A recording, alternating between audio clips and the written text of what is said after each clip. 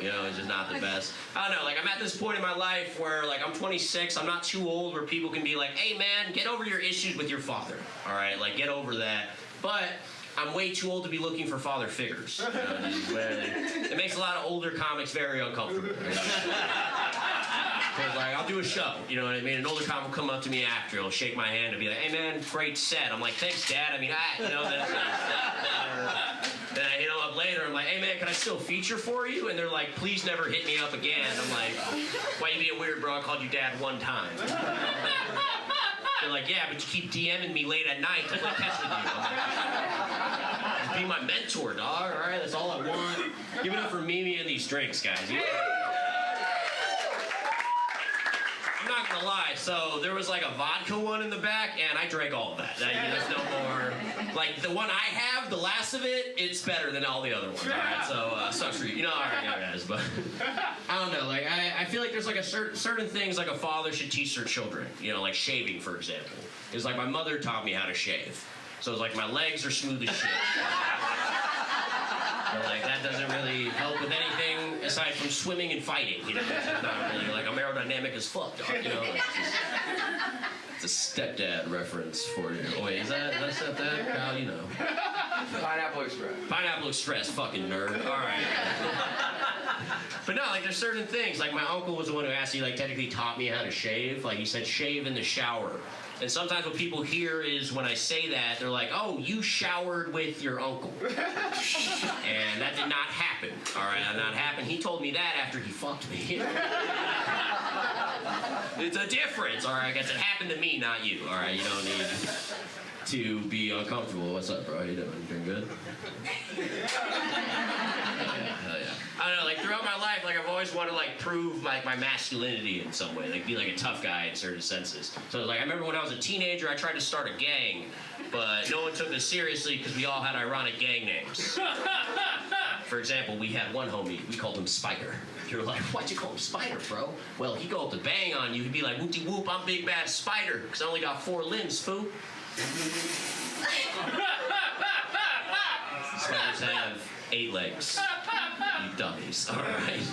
We had another homie. We called him Legs. You're probably wondering, why'd you call him Legs? You look so curious. Why'd you call him Legs? Well, he'd go up to bang on you. He'd be like, whoop-de-whoop, but he was born with half his body paralyzed from the waist down.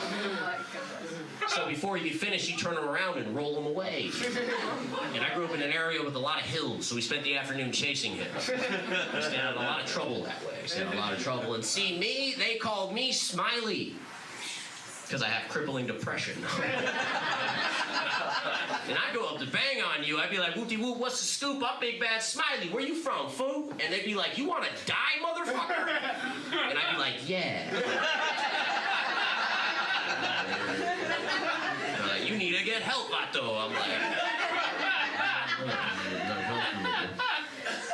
I don't know, I've been trying not to drink as much lately. You guys have this? Like, I remember there was a period of time I was like 8 days sober. And I was telling this to my coworker, because I work in a kitchen, so I was telling this to my coworker. I was like, hey man, 8 days sober, dog. He's like, dude, we're drinking right now. But it's at work, it doesn't count. You know, it's not the best. It's not the best. I don't know, like, I'm a lot of different ethnicities, but when people ask me what ethnicity I am, and whatever is convenient in that moment, you know? So it's like, yeah, I work in kitchens. I've worked in kitchens for a while, and every kitchen I've ever worked in, they always call me Güero, which is not an offensive term. It just means white person, you know? But I am Latino, so it's a little frustrating sometimes. Like, my coworker recently, he's like, Mike, you're not Latino. I'm like, yeah, man, my mom, she's from Honduras. You know, that's not even how you say that word. No H. For those who didn't know, it's no H. But I was like, man, my mom, come on, dog. He's like, nah, man, prove you're Latino. So I was like, what do I do as a proud Latino man? So I stabbed him.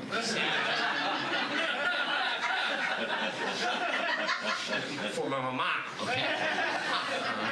But no, I actually did get in trouble at work recently because, like, my coworker, every single day she calls me Güero, and it is a little bit annoying. All right, it gets a little frustrating. She's like, hey, buenos dias, Güero. I don't know why, something clicked in my head. All right, I was just like, hey, buenos dias, your brown paper bag. And see, that's an HR violation. That's an HR violation and a firm talking to from your shit. He's like, Mike, what the fuck happened, man? I'm like, well, you see, every single day she calls me Güero, and I don't know, dude, I got frustrated. He's like, yeah, that's fine, but why'd you hit her? And I'm like, ah. because I don't take no shit. All right, guys, she hit me. She hit me because I would never hit a woman. I would never hit a woman, except this one time when I did hit a woman. It was one time I was in high school. I was a sophomore in high school. This woman was a 6'6" girl on the varsity basketball team. And every single day she called me flip phone. All right, it's a little frustrating. One day she was like, "Hey, what's up, flip phone?" And I was like, "Hey, why you gotta be such a bitch?" I don't know if you guys know this.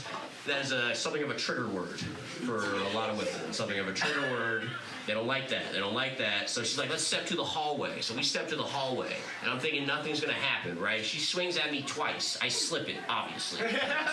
I'm agile as shit. I'm like, "Not today." And then I give her one to the chest, and then she beat the dog shit out of me. She beat the living shit out of me. I was talking about earlier how my father left. She beat me how I wish my father would have if he stayed. Like at one point she's hitting me, and I'm like, "Dad," she's like, "What the fuck?" The way I got her to stop, I was like, "I love you." And they said, "What the hell, man?" It was a weird year from there. Trying to get across. But no, I was saying, I'm a lot of different ethnicities, like, and then it's basically like when it's convenient. Like, I remember I got arrested right after the George Floyd riots. It was a weird moment. It was a weird time for everyone. You know, the officer, he's arresting me. He's doing his spiel. You know, he's looking at me. He's like, "Hey, you're going to jail." And I'm like, "Hey, man, George Floyd."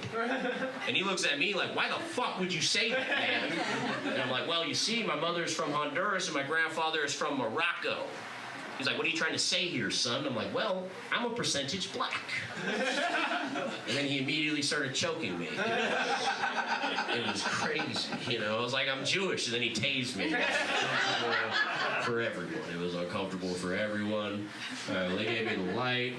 Recently, someone called me transphobic, and this is weird. This is weird, because I consider myself something of an ally. Like, for example, I have this one friend. She likes to wear tight white dresses. Her idea behind it is to let men know what she's going to look like when they get married. It's an interesting idea, honestly. It's cute. But I don't have the heart to tell her that all these men are looking at is her extremely large penis. This is a woke room, all right? That was a joke about someone transitioning. All right, I think I got time for one more. I bought my car $4,500 under Kelley Blue Book value, which is a pretty fantastic deal, I gotta say. Only thing is I bought it at a police auction, so they were legally required to tell me that 4 people have been murdered in the car. Aside from the murders, of course, this is still a fantastic deal. Only thing is, people, they don't understand the frustration in buying your own car back. All right, give it up for Mimi and Tara.